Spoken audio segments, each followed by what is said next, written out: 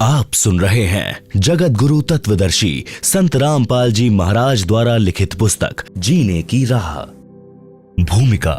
जीने की राह पुस्तक घर घर में रखने योग्य है। इसके पढ़ने तथा अमल करने से लोक तथा परलोक दोनों में सुखी रहोगे, पापों से बचोगे, घर की कलह समाप्त हो जाएगी, बहू बेटे अपने माता पिता की विशेष सेवा किया करेंगे, घर में परमात्मा का निवास होगा, भूत प्रेत पितर भैरव बैताल जैसी बुरी आत्माएं उस परिवार के आसपास नहीं आएंगी, देवता उस भक्त परिवार की सुरक्षा करते हैं, अकाल मृत्यु उस भक्त की नहीं होगी जो इस पुस्तक को पढ़कर दीक्षा लेकर मर्यादा में रहकर साधना करेगा। इस पुस्तक को पढ़ने से उजड़े परिवार बस जाएंगे। जिस परिवार में यह पुस्तक रहेगी, इसको पढ़ेंगे, जिस कारण से नशा अपने आप छूट जाएगा, क्योंकि इसमें ऐसे प्रमाण हैं जो आत्मा को छू जाते हैं। शराब, तंबाकू तथा अन्य नशे के प्रति ऐसी घृणा हो जाएगी कि इनका नाम लेने से रूह कांप जाया करेगी। पूरा परिवार सुख का जीवन जिएगा। जीवन का सफर आसानी से तय होगा, क्योंकि जीवन का मार्ग साफ हो जाता है। इस पुस्तक में पूर्ण परमात्मा कौन है, उसका नाम क्या है, उसकी भक्ति कैसी है, सब जानकारी मिलेगी। मानव जीवन सफल हो जाएगा। परिवार में किसी प्रकार की बुराई नहीं रहेगी। परमात्मा की कृपा सदा बनी रहेगी। जीने की राह उत्तम मिलने से यात्रा आसान हो जाएगी। जो इस पुस्तक को घर में नहीं रखेगा, वह जीवन की राह उत्तम न मिलने से संसार रूपी वन में भटककर अनमोल जीवन नष्ट करेगा। परमात्मा के घर में जाकर पश्चाताप के अतिरिक्त कुछ हाथ नहीं लगेगा। उस समय आपको पता चलेगा कि जीने की राह उत्तम न मिलने से जिंदगी बर्बाद हो गई। फिर आप परमात्मा से विनय करेंगे कि हे प्रभु, एक मानव जीवन और बख्श दो। मैं सच्चे मन से सत्य भक्ति करूंगा। जीवन की सच्ची राह की खोज करने सत्संग में जाया करूंगा। आजीवन भक्ति करूंगा, अपना कल्याण करवाऊंगा। उस परमात्मा के दरबार में आपके पूर्व के जन्मों की फिल्म चलाई जाएगी, जिनमें आप प्रत्येक बार जब जब मानव जीवन प्राप्त हुआ था, आपने यही कहा था कि एक मानव जीवन और दे दो, कभी बुराई नहीं करूंगा, आजीवन भक्ति भी करूंगा, घर का कार्य निर्वाह के लिए भी करूंगा, पूर्ण सद्गुरु से दीक्षा लेकर कल्याण करवाऊंगा। जो गलती अब के मानव जीवन में हुई है, कभी नहीं दोहराऊंगा या दोहराऊंगी। फिर परमात्मा जी कहते हैं कि अपने आप को तो मूर्ख बनाकर जीवन नष्ट करके आ खड़ा हुआ पापों की गाड़ी भरकर मुझे भी मूर्ख बनाना चाहता है। चल नरक में। फिर 84 लाख प्रकार के प्राणियों के शरीरों में चक्र लगा। जब कभी मानव स्त्री पुरुष शरीर मिले, सावधान होकर संतों का सत्संग सुनना और अपना कल्याण कराना। पाठक जनों से निवेदन है कि इस पवित्र पुस्तक के पढ़ने से आपकी 101 पीढ़ी लोक तथा परलोक में सुखी रहेगी। इसको परमात्मा का आदेश मानकर पूरा परिवार पढ़े। एक पढ़े, अन्य सुने, या एक से अधिक पुस्तक लेकर भिन्न भिन्न प्रतिदिन पढ़े। इसमें लिखे प्रत्येक प्रकरण को सत्य माने, मजाक में न ले। यह किसी सांगी की बनाई नहीं है। यह परमेश्वर के गुलाम रामपाल दास द्वारा हृदय से मानव कल्याण के उद्देश्य से लिखी गई है। लाभ उठाएं। सत साहिब। लेखक दासन दास रामपाल दास, पुत्र अथवा शिष्य स्वामी रामदेवानंद जी, सतलोक आश्रम, बरवाला, जिला हिसार, हरियाणा, भारत। आप सुन रहे हैं जगत गुरु तत्वदर्शी संत रामपाल जी महाराज द्वारा लिखी पुस्तक जीने की राह का पेज नंबर 1। 2 शब्द। प्राणी की जीवन की यात्रा जन्म से प्रारंभ हो जाती है। उसकी मंजिल निर्धारित होती है। यहाँ इस पवित्र पुस्तक में मानव जीवन की यात्रा के मार्ग पर विस्तार पूर्वक वर्णन है। मानव यानी स्त्री पुरुष की मंजिल मोक्ष प्राप्ति है। उसके मार्ग में पाप तथा पुण्य कर्मों के गड्ढे तथा कांटे हैं। आप जी को आश्चर्य होगा कि पाप कर्म तो बाधक होते हैं, पुण्य तो सुखदायी होते हैं। इनको गड्ढे कहना उचित नहीं। इसका संक्षिप्त वर्णन। पाप रूपी गड्ढे व कांटे। मानव जीवन परमात्मा की शास्त्र विधि अनुसार साधना करके मोक्ष प्राप्त करने के लिए प्राप्त होता है। पाप कर्म का कष्ट भक्ति में बाधा करता है। उदाहरण के लिए, पाप कर्म के कारण शरीर में रोग हो जाना, पशुधन में तथा फसल में हानि हो जाना, ऋण की वृद्धि करता है। ऋणी व्यक्ति दिन रात चिंतित रहता है, वह भक्ति नहीं कर पाता। पूर्ण सद्गुरु से दीक्षा लेने के पश्चात परमेश्वर उस भक्त के उपरोक्त कष्ट समाप्त कर देता है। तब भक्त अपनी भक्ति अधिक श्रद्धा से करने लगता है। परमात्मा पर विश्वास बढ़ता है, दृढ़ होता है। परंतु भक्त को परमात्मा के प्रति समर्पित होना चाहिए। जैसे पतिव्रता स्त्री अपने पति के अतिरिक्त किसी अन्य पुरुष को काम पूर्ति के लिए स्वप्न में भी नहीं चाहती, चाहे कोई कितना ही सुंदर हो। उसका पति अपनी पत्नी को हर संभव कोशिश करके सर्व सुविधाएं उपलब्ध करवाता है, विशेष प्रेम करता है। इसी प्रकार दीक्षा लेने के पश्चात आत्मा का संयोग परमात्मा से होता है। गुरुजी आत्मा का विवाह परमात्मा से करवा देता है। यदि वह मानव शरीरधारी आत्मा अपने पति परमेश्वर के प्रति पतिव्रता की तरह समर्पित रहती है, यानी पूर्ण परमात्मा के अतिरिक्त अन्य किसी देवी देवता से मनोकामना की पूर्ति नहीं चाहती है, तो उसका पति परमेश्वर उसके जीवन मार्ग में बाधक सब पाप कर्मों के कांटों को बुहार देता है। उस आत्मा की जीने की राह सुगम व बाधा रहित हो जाती है। उसको मंजिल सरलता से मिल जाती है। उस आत्मा के लिए परमात्मा क्या करता है, उसको संत गरीबदास जी ने परमेश्वर कबीर जी से प्राप्त ज्ञान को इस प्रकार बताया है। गरीबदास जी कहते हैं, पतिव्रता जमी पर ज्यों ज्यों धरी है पावे, समर्थ झाड़ू देत है ना काटा लग जावे। कबीर परमेश्वर जी ने कहा है कि साधक के लक्षण कहूं, रहे ज्यो पतिव्रता नारी, तह कबीर परमात्मा को लगे आत्मा प्यारी। पतिव्रता के भक्ति पथ को आप साफ करें करतार, आन उपासना त्याग दे सो पतिव्रता पार। भक्ति करने से पाप नष्ट हो जाते हैं। जो भक्ति की राह में रोड़े बनते हैं, उनके लिए कबीर जी ने कहा है, जब ही सत्य नाम हृदय धरो, भयो पाप को नाश, जैसे चिंगारी अग्नि की पड़े पुराने घास। इसलिए पूर्ण गुरु से दीक्षा लेकर प्रत्येक स्त्री पुरुष, बालक, वृद्ध, युवा को भक्ति अवश्य करनी चाहिए। आप सुन रहे हैं जगत गुरु तत्वदर्शी संत रामपाल जी महाराज द्वारा लिखी पुस्तक जीने की राह का पेज नंबर 2। पुण्य भी भक्ति की राह में बाधक है। पूर्व जन्मों के पुण्य के कारण घर में धन होता है, सर्व सुविधाएं होती हैं। किसी को राजपद प्राप्त होता है जो भक्ति में बाधक होता है। वह सुख उसको परमात्मा से कोसों दूर यानी कई किलोमीटर दूर कर देता है। ऐसा सुख भी जीने की राह में रोड़ा है, परमात्मा प्राप्ति की मंजिल को दूर कर देता है। कबीर जी कहते हैं, सुख के माथे पत्थर पड़ो, नाम हृदय से जावे, बलिहारी व दुख के जो पल पल नाम रटावे। एक धनी व राजपद प्राप्त व्यक्ति को परमात्मा की कथा सुनाने की कोशिश करके देखें, उसकी बिल्कुल रुचि नहीं बनेगी। दूसरी ओर पाप कर्मों की मार झेल रहे व्यक्ति को परमात्मा चर्चा सुनाएं, उसे बताएं कि परमात्मा सर्व कष्ट दूर कर देता है। आप परमात्मा की भक्ति किया करो। देखो, अपने गांव का अमूक व्यक्ति उस संत से दीक्षा लेकर सुखी हो गया। वह भी आपकी तरह कष्ट में था, तो वह दुखी व्यक्ति भक्ति पर लग जाता है। उसके लिए वह दुख वरदान बन गया। जो सुखी है उसको कैसे समझाएं? उसके पास तो पुण्यों की मलाई पर्याप्त है। वह धनी व्यक्ति अपने पुण्यों को खा खर्च कर खाली होकर तथा पापों की मालगाड़ी भरकर मृत्यु उपरांत परमात्मा के दरबार में मुंह लटकाकर भयभीत होकर जाएगा। कुत्ते गधे सुअर के जन्म पाएगा।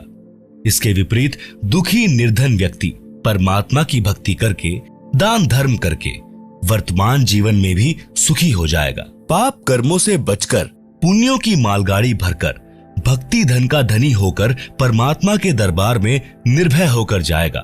परमात्मा सीने से लगाएगा, उस भक्त को मोक्ष देकर सदा सुखी कर देगा। यदि धनी राज्य पद प्राप्त सुखी व्यक्ति भी भक्ति पर लग जाए तो उसका तो कार्य बना बनाया है, मोक्ष में कोई अड़चन नहीं है। एक प्रश्न।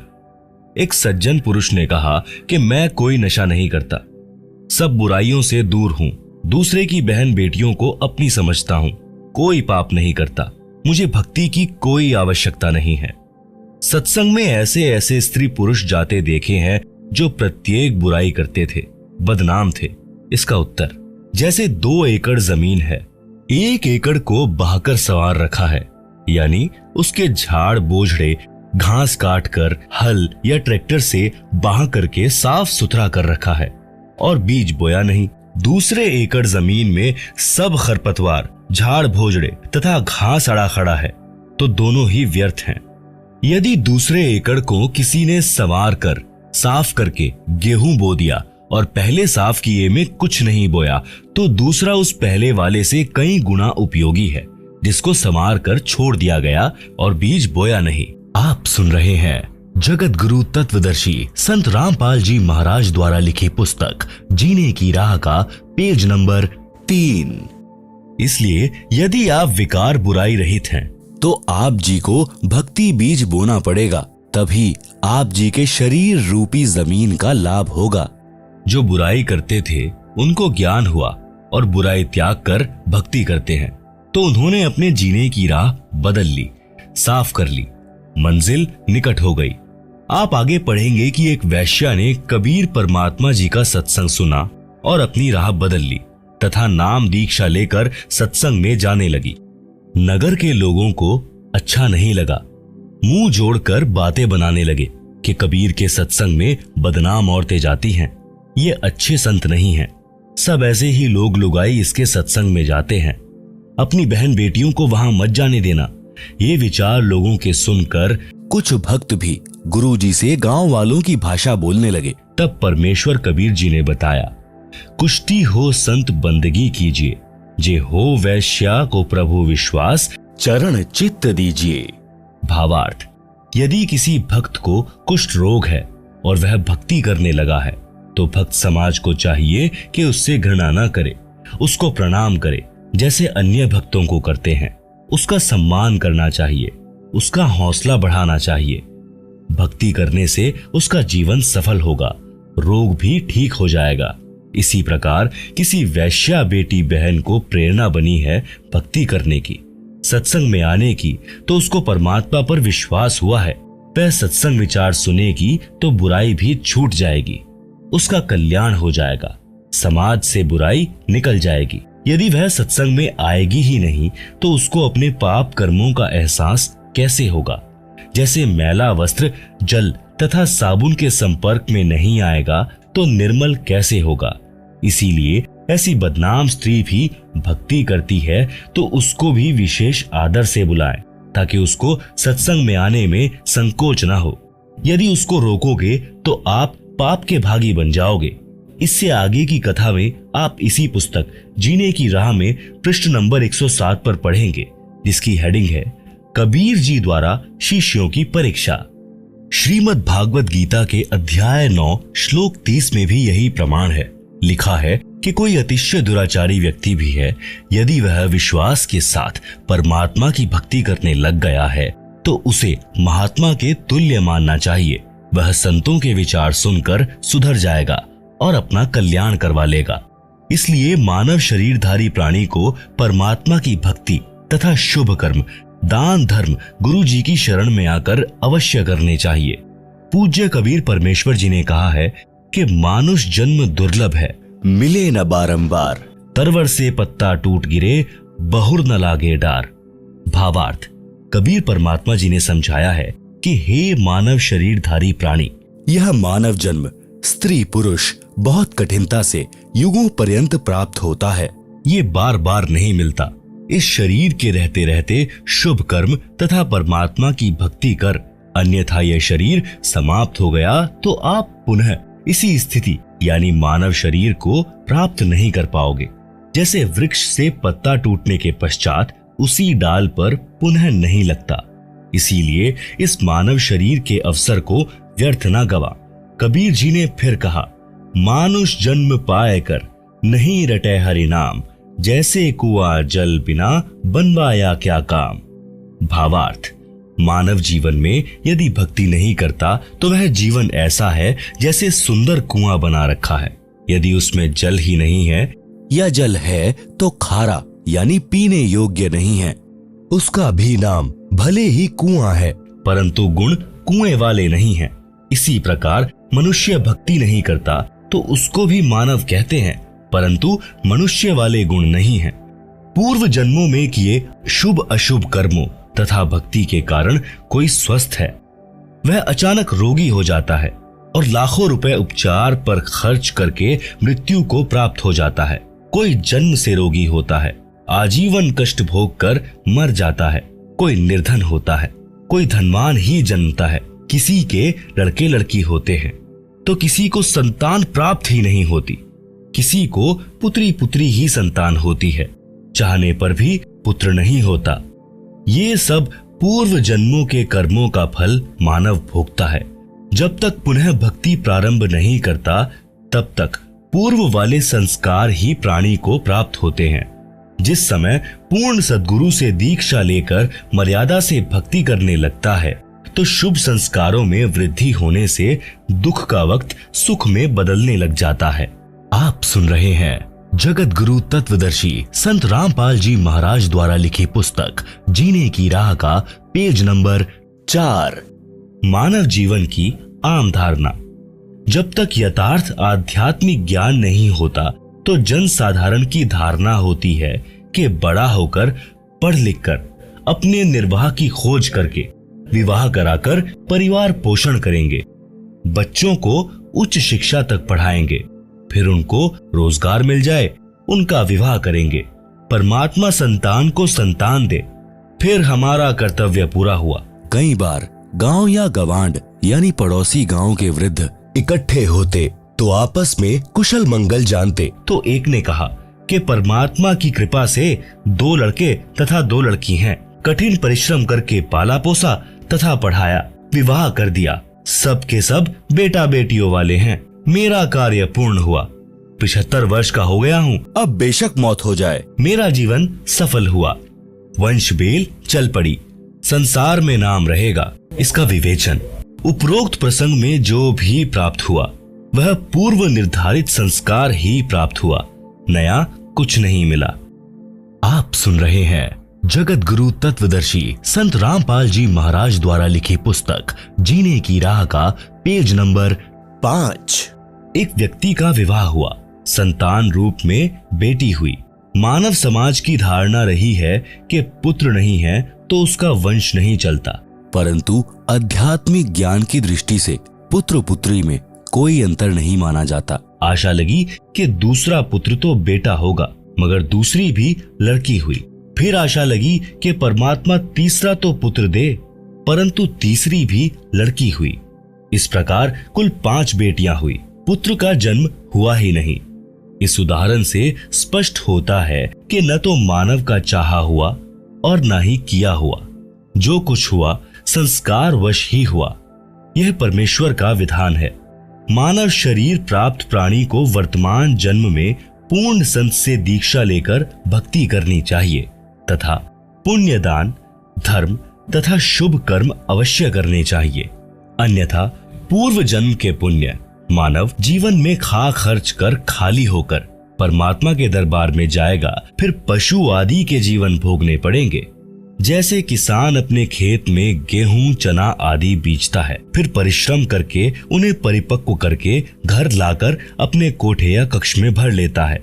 यदि वह पुनः बीज बोकर फसल तैयार नहीं करता है और पूर्व के वर्ष के गेहूं व चने को खा खर्च रहा है, तो वर्तमान में तो उसे कोई आपत्ति नहीं आएगी, क्योंकि पूर्व वर्ष के गेहूं चना शेष हैं। परंतु एक दिन वह पूर्व वाला संग्रह किया अन्न समाप्त हो जाएगा और वह किसान परिवार भिखारी हो जाएगा। ठीक इसी प्रकार मानव शरीर में जो भी प्राप्त हो रहा है वह पूर्व के जन्मों का संग्रह है। यदि वर्तमान में शुभ कर्म तथा भक्ति नहीं की तो भविष्य का जीवन नरक हो जाएगा। अध्यात्म ज्ञान होने के पश्चात मानव बुद्धिमान किसान की तरह प्रति वर्ष प्रत्येक मौसम में दान धर्म स्मरण रूपी फसल बोएगा तथा अपने घर में संग्रह करके खाएगा तथा बेचकर अपना खर्च भी चलाएगा। यानी पूर्ण गुरु जी से दीक्षा लेकर उनके बताए अनुसार साधना तथा दान धर्म प्रति समागम में करके भक्ति धन को संग्रह करेगा। इसीलिए परम संत मानव को जीने की राह बताता है। उसका आधार सत्य आध्यात्मिक ज्ञान सर्व ग्रंथों से प्रमाणित होता है। जैसा कि पूर्वोक्त प्रसंग में एक वृद्ध ने बताया कि सर्व संतान का पाल पोस कर विवाह कर दिया। मेरे मानव जीवन का कार्य पूरा हुआ, मेरा जीवन सफल हुआ, अब बेशक मौत आ जाए। विचारणीय विषय है कि उसने तो पूर्व का जमा ही खर्च कर दिया, भविष्य के लिए कुछ नहीं किया, जिस कारण से उस व्यक्ति का मानव जीवन व्यर्थ गया। कबीर जी ने कहा है, क्या मांगू कुछ थिर ना रहाई, देखत नैन चला जग जाई, 1 लख पूत 1.25 लख नाती, उस रावण के दीवाना बाती। भावार्थ, यदि एक मनुष्य एक पुत्र से वंशबेल को सदा बनाए रखना चाहता है तो ये उसकी भूल है। जैसे श्रीलंका के राजा रावण के 1 लाख पुत्र थे तथा 1.25 लाख पौत्र थे। वर्तमान में उसके कुल में कोई घर में दीपक जलाने वाला भी नहीं है। आप सुन रहे हैं जगत गुरु तत्वदर्शी संत रामपाल जी महाराज द्वारा लिखी पुस्तक जीने की राह का पेज नंबर 6। सब नष्ट हो गए, इसलिए हे मानव, परमात्मा से ये क्या मांगता है जो स्थायी ही नहीं है। यह अध्यात्म ज्ञान के अभाव के कारण प्रेरणा बनी है। परमात्मा आपको आपका संस्कार देता है, आपका किया कुछ नहीं हो रहा। उस वृद्ध की बात को माने कि पुत्र के होने से, वंश वृद्धि होने से संसार में नाम बना रहता है। एक गांव में प्रारंभ में 4 या 5 व्यक्ति थे। उनके वंश के सैकड़ों परिवार बने हैं। उनका वंश चल रहा है, उनका संसार में नाम भी चल रहा है, परंतु शास्त्रोक्त विधि से भक्ति न करने के कारण परमात्मा के विधानानुसार वह भला पुरुष कहीं गधा बनकर कष्ट उठा रहा होगा। वहां पर गधे के वंश की वृद्धि करके, फिर कुत्ते का जन्म प्राप्त करके, वहां उस कुल की वृद्धि करके, अन्य प्राणियों के शरीर प्राप्त करके असंख्यों जन्म कष्ट उठाएगा। भावार्थ है कि मानव जीवन प्राप्त प्राणी को चाहिए कि सांसारिक कर्तव्य कर्म करते करते आत्म कल्याण का कार्य भी करे, जिस कारण से परिवार से आने वाली पूर्व पाप की मार भी टलेगी, परिवार खुशहाल रहेगा। अन्यथा शुभ अशुभ दोनों कर्मों का फल भोगने से कभी सुख तथा कभी दुख का कहर भी झेलना पड़ता है। एक समय दास यानी लेखक एक गांव में 3 दिन का सत्संग पाठ कर रहा था। उसी परिवार का एक रिश्तेदार एक 4 वर्ष के लड़के को साथ लिए आया। चर्चा में उसने बताया कि मुझे 4 पुत्र 2 पुत्री संतान रूप में प्राप्त हुई, सबका विवाह कर दिया। मेरे जैसा सुखी हमारे गांव में शायद ही कोई था। फिर ऐसी नौबत आई कि 2 वर्ष में घर उजड़ गया। 2 बेटे मोटरसाइकिल पर ससुराल जा रहे थे, दुर्घटना में भगवान के घर चले गए। उनकी पत्नी भी अन्य गांव में विवाह कर दी। 1 वर्ष पश्चात एक पुत्र को खेत में ट्यूबवेल पर रात्रि में सर्प ने डस लिया, मृत मिला। चौथा इस दुख से हृदयघात से चल बसा। सब बहुएं भी चली गई।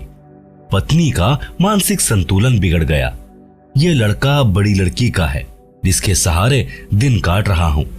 बेटी को घर पर रखा है। प्रिय पाठकों से निवेदन है कि विवेक से काम ले और मानव जीवन की सच्ची राह पकड़े। भक्ति अवश्य करें। संतान होना या ना होना ये आपके पूर्व के कर्मों का फल है। यदि संतान को धर्म कर्म का ज्ञान नहीं है तो वह चाहे कितनी ही नेक हो, कभी ना कभी गलती कर ही देगी। वह सब पाप कर्मों के कारण होगा। एक व्यक्ति ने बताया कि मेरा ससुर 4 एकड़ का जाट किसान था। उसने दिन रात मेहनत करके कुल 16 एकड़ जमीन खरीद कर बना ली, यानी 12 एकड़ जमीन और मोल ले ली। 4 लड़के थे और एक लड़की थी। सबकी शादी कर दी। 60 वर्ष की आयु में मेरे ससुर जी को अधरंग मार गया। चारों लड़के भिन्न रहते थे। कुछ दिन बड़े बेटे में रहा, परंतु 6 महीने में ही कपड़ों में बदबू आने लगी। फिर तीसरे नंबर वाले के घर में रहा। कुछ दिन बाद उसने भी हाथ खड़े कर दिए। इसी प्रकार चारों पुत्र सेवा से तंग आ गए। गांव की पंचायत ने मेरे ससुर जी की सेवा कराने के उद्देश्य से 2 एकड़ जमीन उसको अधिक देने का फैसला किया, जो बेटा अपने पिता की सेवा करेगा। आप सुन रहे हैं जगत गुरु तत्वदर्शी संत रामपाल जी महाराज द्वारा लिखी पुस्तक जीने की राह का पेज नंबर 7। इस लालच में छोटे वाले ने सेवा करने की बात मान ली। 6 महीने में उसने कहा कि मेरे बस की बात नहीं है। रिश्तेदार इकट्ठे हुए, सब बच्चों को सभी प्रकार से समझाया, परंतु कोई सेवा को तैयार नहीं हुआ। वह भक्त बता रहा था कि मेरा ससुर बोल भी नहीं पा रहा था। जब छोटा पोता सामने आया तो गर्दन के संकेत से कह रहा था कि आजा मेरे पास, लाड करूंगा। यह भूल पड़ी है, बेटों ने तो कर दी मौज, पोतों की कसर बाकी है। उन 2 एकड़ को ठेके पर देकर उसके लिए एक नौकर रखा, दुर्गति से मरा। विचार करें कि ऐसे कमेरे व्यक्ति को ये भी ज्ञान होता कि भक्ति तथा धर्म के बिना मानव जीवन नरक बन जाता है, तो वह उसके साथ साथ परमात्मा की भक्ति भी करता तथा ऐसी दशा को प्राप्त नहीं होता। बच्चे भी सेवा करते। सत्संग में यही शिक्षा दी जाती है। श्रद्धालुओं को दया धर्म का पाठ पढ़ाया जाता है। आश्रम में सत्संग के दौरान वृद्ध, रोगी, अपंग, छोटे बच्चों सहित माताएं, बहनें, बेटियां आती हैं। आश्रम में पुराने भक्तों तथा भक्तमतियों की ड्यूटी लगाई जाती है।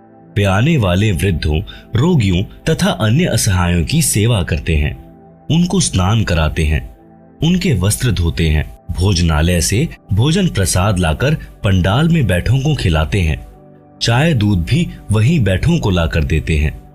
विचार करें कि जो बच्चे सत्संग में जाने वाले तथा बेटी, बहनें, माई व भक्त भाई सत्संग में आने वाले गैरों की सेवा करते हैं, तो वे घर पर अपने माता पिता, भाई बहन, सास ससुर की भी उसी भाव से सेवा करेंगे, क्योंकि उनका स्वभाव बन जाता है।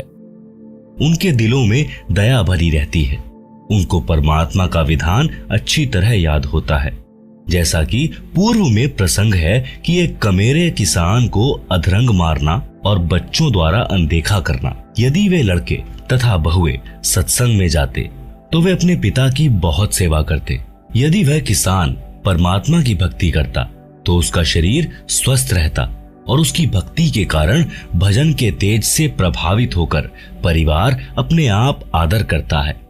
उदाहरण के लिए साधु संत भक्ति ही करते हैं, जिस कारण गांव का गांव उनका सेवा सत्कार करता है। इसी प्रकार भक्ति करने से परमात्मा की शक्ति अपने आप अन्य को प्रेरित करके भक्त के अनुकूल परिस्थिति बना देती है। इसीलिए भक्ति करने की प्रेरणा संतजन देते हैं। सत्संग से जीने की राह अच्छी बनती है। कबीर परमेश्वर ने फिर बताया है, काया तेरी है नहीं, माया कहां से होए, भक्ति कर दिल पाक से, जीवन है दिन दोए। बिन उपदेश अचंभ है, क्यों जीवत है प्राण, भक्ति बिना कहां ठोर है, ये नर नाही पाषाण।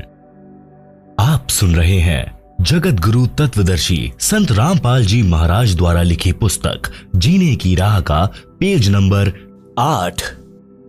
भावार्थ। परमात्मा कबीर जी कह रहे हैं कि हे भोले मानव, मुझे आश्चर्य है कि बिना गुरु से दीक्षा लिए किस आशा को लेकर जीवित है। न तो शरीर तेरा है, ये भी त्याग कर जाएगा, फिर संपत्ति आपकी कैसे है। जिनको यह विवेक नहीं है कि भक्ति बिना जीव का कहीं भी ठिकाना नहीं है, तो वे नर यानी मानव नहीं हैं, वे तो पत्थर हैं। उनकी बुद्धि पर पत्थर गिरे हैं। कबीर जी ने फिर कहा है कि बेगार की परिभाषा अगम निगम को खोज ले, बुद्धि विवेक विचार, उदय अस्त का राज मिले तो बिन नाम बेकार। भावार्थ। पुराने समय में पुलिस थानों में जीप, कार आदि गाड़ियां नहीं होती थी। जब पुलिस वालों को कहीं छापा मारनी होती थी तो किसी प्राइवेट 3 व्हीलर या 4 व्हीलर वालों को जबरदस्ती पकड़ लेते और उसके व्हीकल में बैठकर जहां जाना होता ले जाते। ड्राइवर भी 3 व्हीलर वाला होता था तथा पेट्रोल डीजल भी वही अपनी जेब से डलवाता था। उस दिन की दिहाड़ी भी नहीं कर पाता था। पुलिस वाले उसको सारा दिन इधर उधर घुमाते रहते थे। आम व्यक्ति तो ये विचार करता था कि ये 3 व्हीलर वाला आज तो बहुत ज्यादा कमाई करेगा, सारा दिन चला है, परंतु उसका मन ही जानता था उस दिन उसके साथ क्या बीती होती थी। ऐसे ही राजा लोग इस जन्म में भक्ति ना करके केवल राज्य व्यवस्था को बनाए रखने में जीवन समाप्त कर रहे हैं तो वे बेगार करके जाते हैं। पूर्व जन्म के धर्म कर्म से राजा बनता है, वर्तमान जन्म में उसी पुण्य को खर्च खा रहा होता है।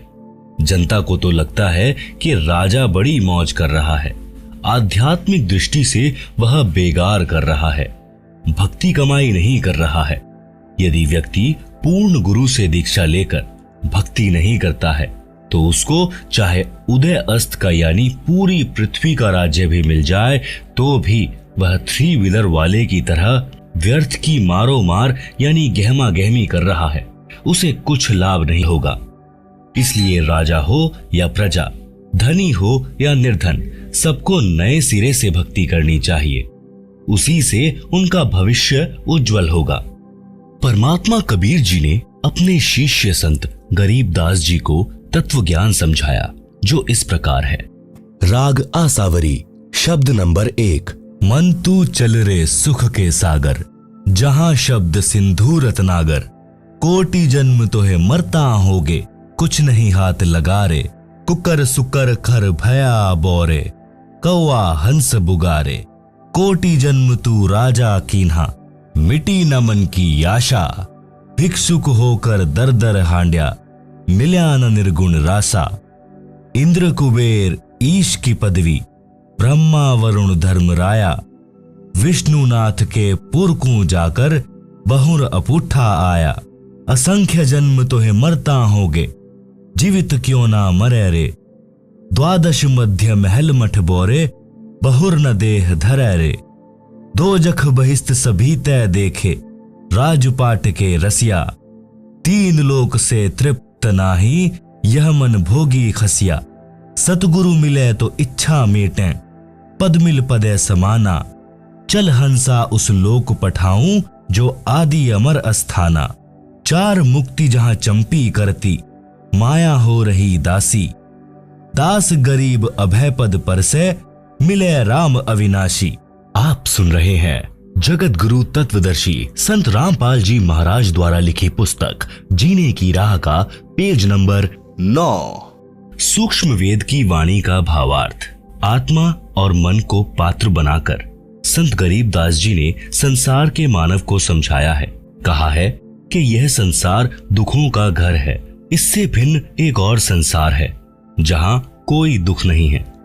वह स्थान यानी सनातन परम धाम सत्यलोक है तथा वहां का प्रभु अविनाशी परमेश्वर सुखों का सागर है। सुख सागर अर्थात अमर परमात्मा तथा उसकी राजधानी अमरलोक की संक्षिप्त परिभाषा बताई है। शंखो लहर मेहर की उपजे, कहर नहीं जहां कोई, दास गरीब अचल अविनाशी, सुख का सागर सोई। भावार्थ। जिस समय मैं यानी लेखक अकेला होता हूँ तो कभी कभी ऐसी हिलोर अंदर से उठती है। उस समय सब अपने से लगते हैं, चाहे किसी ने मुझे कितना ही कष्ट दे रखा हो, उसके प्रति द्वेष भावना नहीं रहती, सब पर दया भाव बन जाता है। ये स्थिति कुछ मिनट ही रहती है। उसको मेहर की लहर कहा है। सतलोक अर्थात सनातन परम धाम में जाने के पश्चात प्रत्येक प्राणी को इतना आनंद आता है, वहां पर ऐसी असंख्यों लहरें आत्मा में उठती रहती हैं। जब वह लहर मेरी आत्मा से हट जाती है तो वहीं दुखमय स्थिति प्रारंभ हो जाती है। उसने ऐसा क्यों कहा? वह व्यक्ति अच्छा नहीं है, वो हानि हो गई, यह हो गया, वो हो गया। यह कहर की लहर यानी दुख की लहर कही जाती है। उस सतलोक में असंख्य लहर मेहर की उठती हैं यानी दया की उठती हैं। वहां कोई कहर नहीं है। वैसे तो सतलोक में कोई दुख नहीं है। कहर का अर्थ भयंकर कष्ट होता है। जैसे एक गांव में आपसी रंजिश के चलते विरोधियों ने दूसरे पक्ष के एक परिवार के 3 सदस्यों की हत्या कर दी। कहीं पर भूकंप के कारण हजारों व्यक्ति मर जाते हैं। उसे कहते हैं कहर टूट पड़ा या कहर कर दिया। ऊपर लिखी वाणी में सुख सागर की परिभाषा संक्षिप्त में बताई है। कहा है कि वह अमर लोक अचल अविनाशी अर्थात कभी चलायमान अर्थात ध्वंस नहीं होता तथा वहां रहने वाला परमेश्वर अविनाशी है। वह स्थान तथा परमेश्वर सुख का समुद्र है। जैसे समुद्री जहाज बंदरगाह के किनारे से 100 या 200 किलोमीटर दूर चला जाता है तो जहाज की यात्रियों को जल अर्थात समुद्र के अतिरिक्त कुछ भी दिखाई नहीं देता, सब ओर जल ही जल नजर आता है। इसी प्रकार सतलोक में सुख के अतिरिक्त कुछ भी नहीं है अर्थात वहां कोई दुख नहीं है। अब पूर्व में लिखी वाणी का सरलार्थ किया जाता है। मन तू चल रे सुख के सागर, जहां शब्द सिंधु रत्नागर, कोटि जन्म तोहे भ्रमत होगे, कुछ नहीं हाथ लगा रे, कुकर शुकर खर भया बोरे, कौआ हंस बुगारे। आप सुन रहे हैं जगत गुरु तत्वदर्शी संत रामपाल जी महाराज द्वारा लिखी पुस्तक जीने की राह का पेज नंबर 10। भावार्थ। परमेश्वर कबीर जी ने अपनी अच्छी आत्मा संत गरीबदास जी को सूक्ष्म वेद समझाया। उसको संत गरीबदास जी गांव छुड़ानी जिला झज्जर हरियाणा प्रांत ने आत्मा तथा मन को पात्र बनाकर विश्व के मानव को काल ब्रह्म के लोक का कष्ट तथा सतलोक का सुख बताकर उस परम धाम में चलने के लिए सत्य साधना जो शास्त्रोक्त है करने की प्रेरणा की है। मन तू चल रे सुख के सागर अर्थात सनातन परम धाम में चल जहां पर शब्द नष्ट नहीं होता। इसलिए शब्द का अर्थ अविनाशीपन से है कि वह स्थान अमृतत्व का सिंधु अर्थात सागर है और मोक्ष रूपी रत्न का आगर अर्थात खान है। इस काल ब्रह्म के लोक में आप जी ने भक्ति भी की, परंतु शास्त्रानुकूल साधना बताने वाले तत्वदर्शी संत न मिलने के कारण आप करोड़ों जन्मों से भटक रहे हो। करोड़ों अरबों रुपए संग्रह करने में पूरा जीवन लगा देते हो, फिर मृत्यु हो जाती है। वह जोड़ा हुआ धन जो आपके पूर्व के संस्कारों से प्राप्त हुआ था उसे छोड़कर संसार से चला गया। उस धन के संग्रह करने में जो पाप किए वे आप जी के साथ गए। आप जी ने उस मानव जीवन में तत्वदर्शी संत से दीक्षा लेकर शास्त्र विधि अनुसार भक्ति की साधना नहीं की, जिस कारण से आपको कुछ हाथ नहीं आया। पूर्व के पुण्यों के बदले धन ले लिया, वह धन यहीं रह गया, आपको कुछ भी नहीं मिला।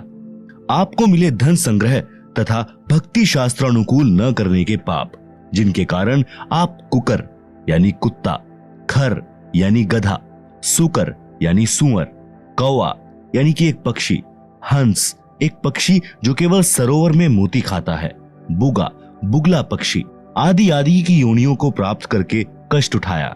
कोटि जन्म तू राजा कीन्हा, मिटी न मन की आशा, भिक्षुक होकर दर दर हांड्या, मिलान निर्गुण रासा।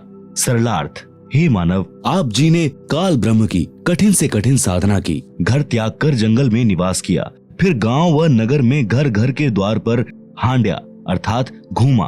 भिक्षा प्राप्ति के लिए जंगल में साधना रत साधक निकट के गांव या शहर में जाता है। एक घर से भिक्षा पूरी नहीं मिलती तो अन्य घरों से भोजन लेकर जंगल में चला जाता है। कभी कभी तो साधक एक दिन भिक्षा मांग कर लाते हैं, उसी से 2-3 दिन निर्वाह करते हैं। रोटियों को पतले कपड़े रुमाल जैसे कपड़े को छालना कहते हैं।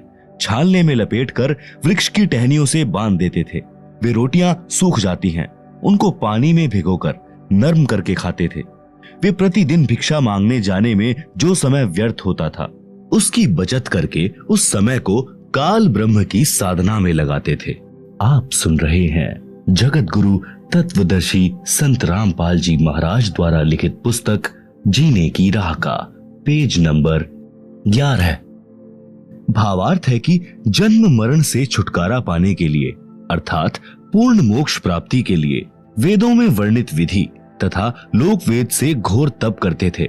उनको तत्वदर्शी संत न मिलने के कारण निर्गुण रासा अर्थात गुप्त ज्ञान जिसे तत्व ज्ञान कहते हैं वह नहीं मिला, क्योंकि यजुर्वेद अध्याय 40 मंत्र 10 में तथा चारों वेदों का सारांश रूप श्रीमद् भगवत गीता अध्याय 4 श्लोक 32 तथा 34 में कहा है कि जो यज्ञों अर्थात धार्मिक अनुष्ठानों का विस्तृत ज्ञान स्वयं सच्चिदानंद घन ब्रह्म अर्थात परम अक्षर ब्रह्म अपने मुख कमल से बोलकर सुनाता है वह तत्व ज्ञान अर्थात सूक्ष्म वेद है। गीता ज्ञान दाता ब्रह्म ने कहा है कि उस तत्व ज्ञान को तू तत्वज्ञानियों के पास जाकर समझ। उनको दंडवत प्रणाम करने से, नम्रता पूर्वक प्रश्न करने से वे परमात्म तत्व को भली भांति जानने वाले तत्वदर्शी संत तुझे तत्व ज्ञान का उपदेश करेंगे। इससे सिद्ध हुआ कि तत्व ज्ञान न वेदों में है और न ही गीता शास्त्र में। यदि होता तो एक अध्याय और बोल देता, कह देता कि तत्व ज्ञान उस अध्याय में पढ़े। संत गरीबदास जी ने मन के बहाने मानव शरीरधारी प्राणियों को समझाया है कि वह निर्गुण रासा अर्थात तत्व ज्ञान न मिलने के कारण काल ब्रह्म की साधना करके आप करोड़ों जन्मों में राजा बने। फिर भी मन की इच्छा समाप्त नहीं हुई, क्योंकि राजा सोचता है कि स्वर्ग में सुख है। यहाँ राज में कोई सुख चैन नहीं है, शांति नहीं है। निर्गुण रासा का भावार्थ, निर्गुण का अर्थ है कि वह वस्तु तो है परंतु उसका लाभ नहीं मिल रहा। वृक्ष के बीज में फल तथा वृक्ष निर्गुण रूप में है। उस बीज को मिट्टी में बीजकर सिंचाई करके वह सरगुण वस्तु वृक्ष को फल प्राप्त की जाती है। यह ज्ञान न होने से आम के फल व छाया से वंचित रह जाते हैं। रासा अर्थात झंझट अर्थात उलझा हुआ कार्य। सूक्ष्म वेद में परमेश्वर कबीर जी ने कहा है, 9 मन यानी 360 किलोग्राम सूत यानी कच्चा धागा। कबीर 9 मन सूत उलझिया, ऋषि रहे झकमार। सतगुरु ऐसा सुलझा दे, उलझे ना दूजी बार। सरलार्थ, परमेश्वर कबीर जी ने कहा है कि अध्यात्म ज्ञान रूपी 9 मन सूत उलझा हुआ है। 1 किलोग्राम उलझे हुए सूत को सीधा करने में 1 दिन से भी अधिक जुलाहों का लग जाता था। यदि सुलझाते समय धागा टूट जाता तो कपड़े में गांठ लग जाती। गांठ गठीले कपड़े को कोई मोल नहीं लेता था। इसलिए परमेश्वर कबीर जुलाहे ने जुलाहों का सटीक उदाहरण बताकर समझाया है कि अधिक उलझे हुए सूत को कोई नहीं सुलझाता था। अध्यात्म ज्ञान उसी 9 मन उलझे हुए सूत के समान है, जिसको सद्गुरु अर्थात तत्वदर्शी संत ऐसा सुलझा देगा जो पुनः नहीं उलझेगा। बिना सुलझे अध्यात्म ज्ञान के आधार से अर्थात लोक वेद के अनुसार साधना करके स्वर्ग नरक 84 लाख प्रकार के प्राणियों के जीवन, पृथ्वी पर किसी टुकड़े का राज्य, स्वर्ग का राज्य प्राप्त किया, पुनः फिर जन्म मरण के चक्र में गिरकर कष्ट पर कष्ट उठाया। परंतु काल ब्रह्म की वेदों में वर्णित विधि के अनुसार साधना करने से वह परम शांति तथा सनातन परम धाम प्राप्त नहीं हुआ, जो गीता अध्याय 18 श्लोक 62 में कहा है, और न ही परमेश्वर का वह परम पद प्राप्त हुआ, जहां जाने के पश्चात साधक लौटकर संसार में कभी नहीं आते, जो गीता अध्याय 15 श्लोक 4 में कहा है। काल ब्रह्म की साधना से निम्न लाभ होता रहता है। वाणी नंबर 3, इंद्र कुबेर ईश की पदवी, ब्रह्मा वरुण धर्मराया, विष्णुनाथ के पुरकू जाकर बहुर अपूठा आया। आप सुन रहे हैं जगत गुरु तत्वदर्शी संत रामपाल जी महाराज द्वारा लिखित पुस्तक जीने की राह का पेज नंबर 12। सरलार्थ, काल ब्रह्म की साधना करके साधक इंद्र का भी पद प्राप्त कर सकता है। इंद्र स्वर्ग के राजा का पद है। इसको देवराज अर्थात देवताओं का राजा तथा सुरपति भी कहते हैं।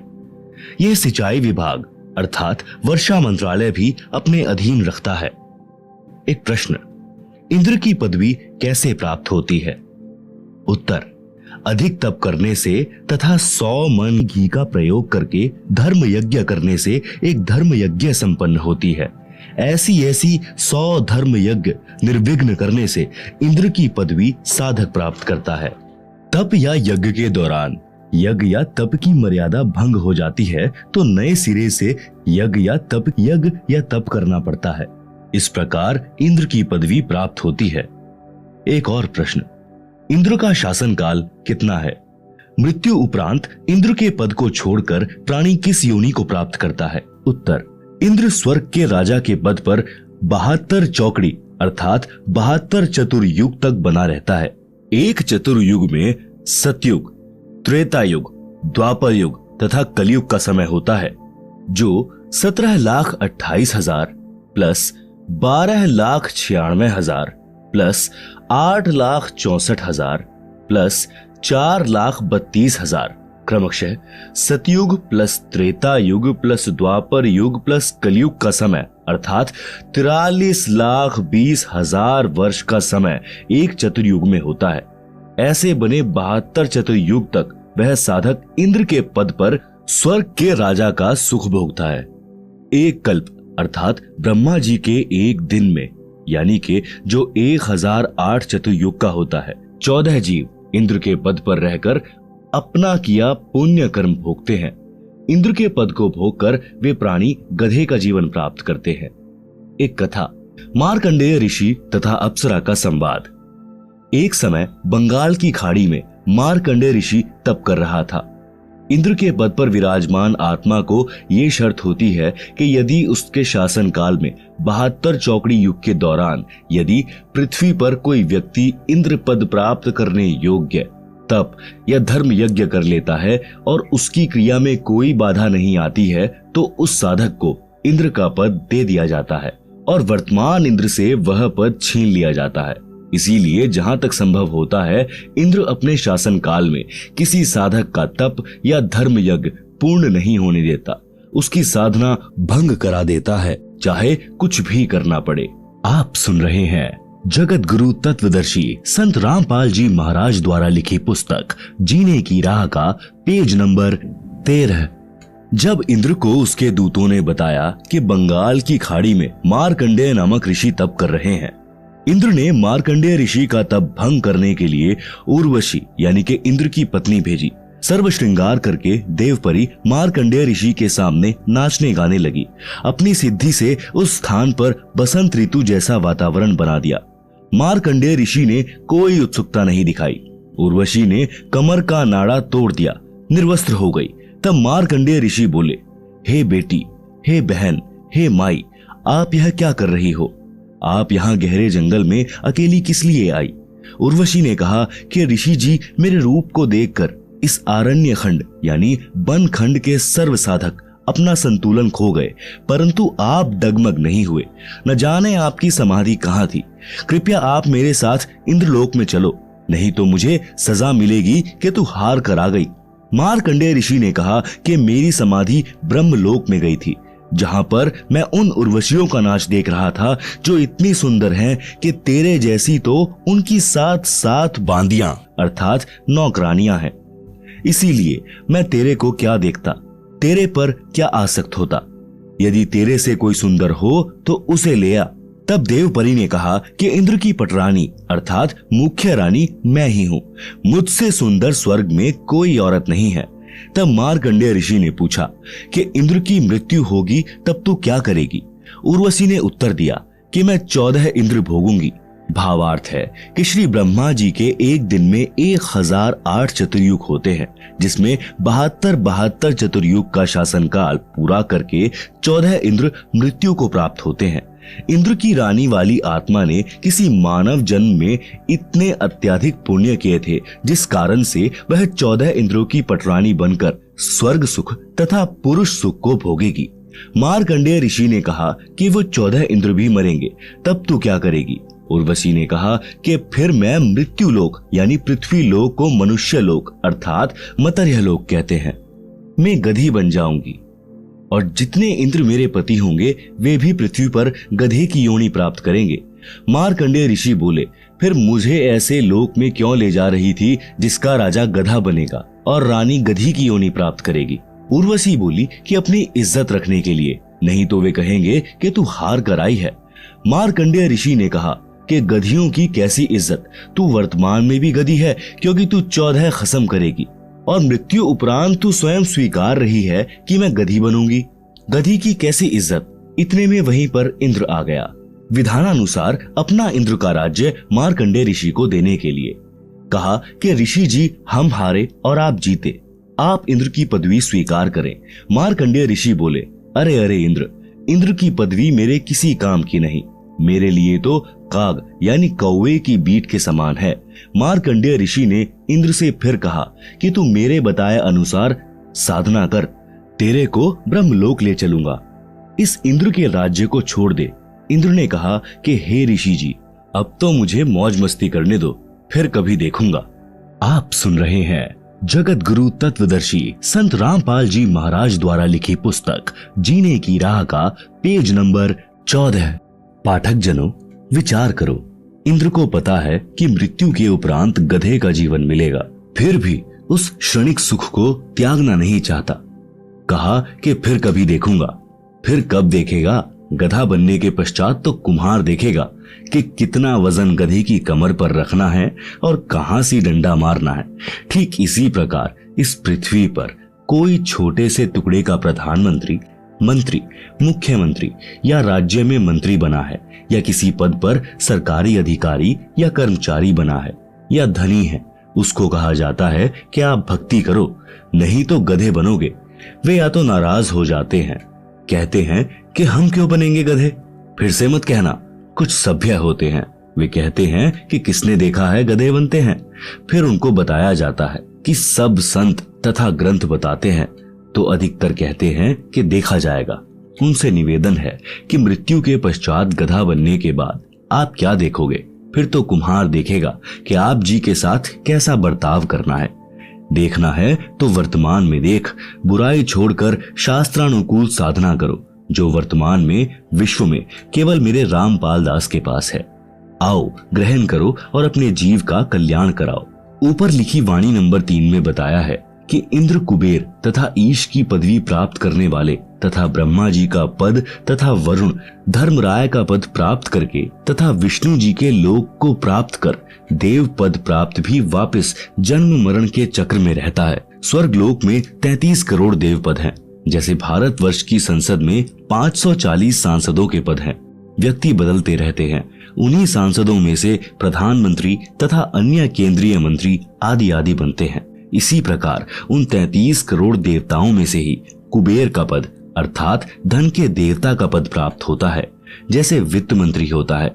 ईश की पदवी का अर्थ है प्रभु पद, जो लोक वेद में कुल 3 माने गए हैं। 1 श्री ब्रह्मा जी, 2 श्री विष्णु जी तथा 3 श्री शिव जी। वरुण देव जल का देवता है। धर्मराय मुख्य न्यायाधीश हैं, जो सब जीवों को कर्मों का फल देता है। उसे धर्मराज भी कहते हैं। ये सर्व काल ब्रह्म की साधना करके पद प्राप्त करते हैं। पुण्य श्रीण यानी समाप्त होने के पश्चात सर्व देवता पद से मुक्त करके पशु पक्षियों आदि की 84 लाख प्रकार की योनियों में डाले जाते हैं। फिर नए ब्रह्मा जी, नए विष्णु जी तथा नए शिव जी इन पदों पर विराजमान होते हैं।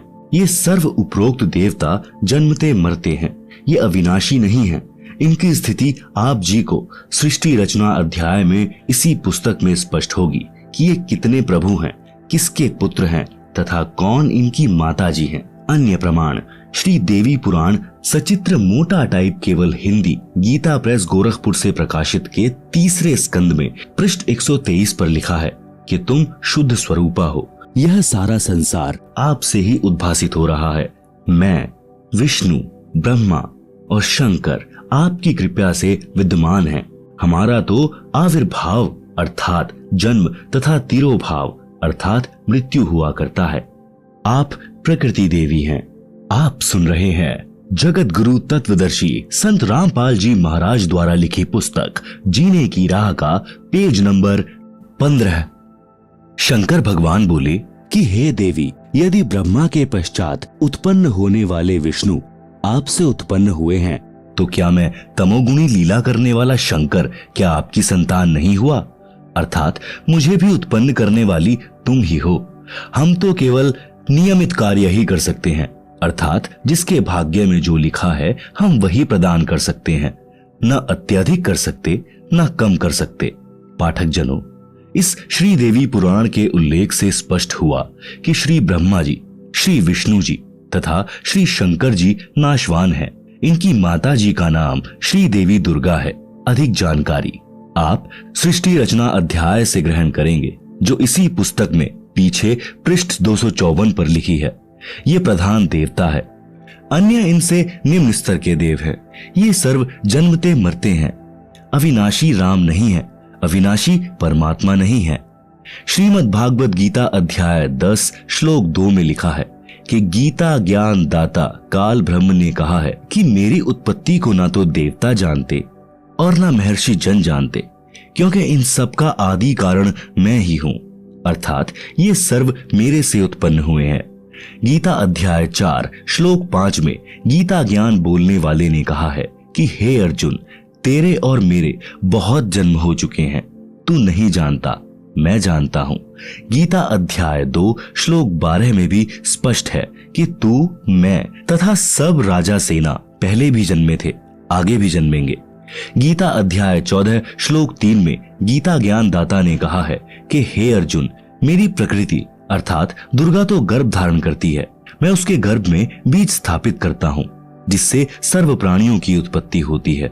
गीता अध्याय 14 श्लोक 4 में गीता ज्ञान दाता ने कहा है कि हे अर्जुन, नाना प्रकार की सब योनियों में जितने शरीरधारी मूर्तियां उत्पन्न होती हैं, महत प्रकृति तो उन सबकी गर्भ धारण करने वाली माता है। अहम ब्रह्म यानी मैं ब्रह्म बीज स्थापित करने वाला पिता हूं।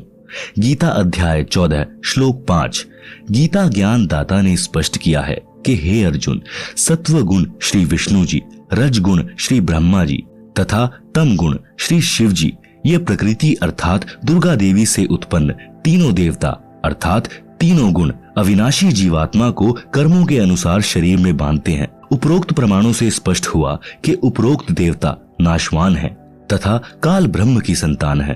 प्रसंग चल रहा है कि वाणी संख्या 3 का सरलार्थ इंद्र, कुबेर, ईश अर्थात ब्रह्मा विष्णु शिव तक की पदवी प्राप्त करके तथा वरुण धर्मराय की पदवी तथा श्री विष्णुनाथ के लोक को प्राप्त करके भी जन्म मरण के चक्र में रहते हैं। आप सुन रहे हैं जगत गुरु तत्वदर्शी संत रामपाल जी महाराज द्वारा लिखी पुस्तक जीने की राह का पेज नंबर 16। मार्कंडेय ऋषि जी ब्रह्म साधना कर रहे थे, उसी को सर्वोत्तम मान रहे थे, इसीलिए इंद्र को कह रहे थे कि आ, तेरे को ब्रह्म साधना का ज्ञान कराऊं। ब्रह्मलोक की तुलना में स्वर्ग का राज्य हलवे की तुलना में जैसे कौवे की बीट है। पाठक जनों, आप जी ने ब्रह्म साधना करने वाले श्री चुणक ऋषि, श्री दुर्वासा ऋषि तथा कपिल मुनि जिन्होंने ब्रह्म साधना की थी, उनकी साधना को गीता ज्ञान दाता ने गीता अध्याय 7 श्लोक 18 में अनुत्तम अर्थात घटिया बताया है। उसी श्रेणी की साधना मार्कंडेय ऋषि जी की थी, जिसको अति उत्तम मान कर रहे थे तथा इंद्र जी को भी राय दे रहे थे कि ब्रह्म साधना कर ले। सूक्ष्म वेद में कहा है कि औरों पंथ बतावही आप न जाने रहा, मोती मुक्ता दर्शत नाही, ये जग है सब अंधरे, दिखत के तो नैन जिसम है, फिरा मोतिया बिंदरे। वेद पढ़े पर भेद न जाने, बांचे पुराण 18, पत्थर की पूजा करें, भूले सिरजनहारा। वाणी नंबर 1 का भावार्थ अन्य को मार्गदर्शन करते हैं, स्वयं भक्ति का मार्ग ज्ञान नहीं। वाणी नंबर 2 का भावार्थ तत्वदर्शी संत के अभाव के कारण मोती मुक्ता यानी मोक्ष रूपी मोती अर्थात मोक्ष मंत्र दिखाई नहीं देता। यह सर्व संसार अध्यात्म ज्ञान नेत्रहीन अंधा है। जिस किसी को मोतियाबिंद जो एक प्रकार का नेत्र रोग है, जिसमें आंखें स्वस्थ दिखाई देती हैं, परंतु उस रोगग्रस्त व्यक्ति को कुछ दिखाई नहीं देता।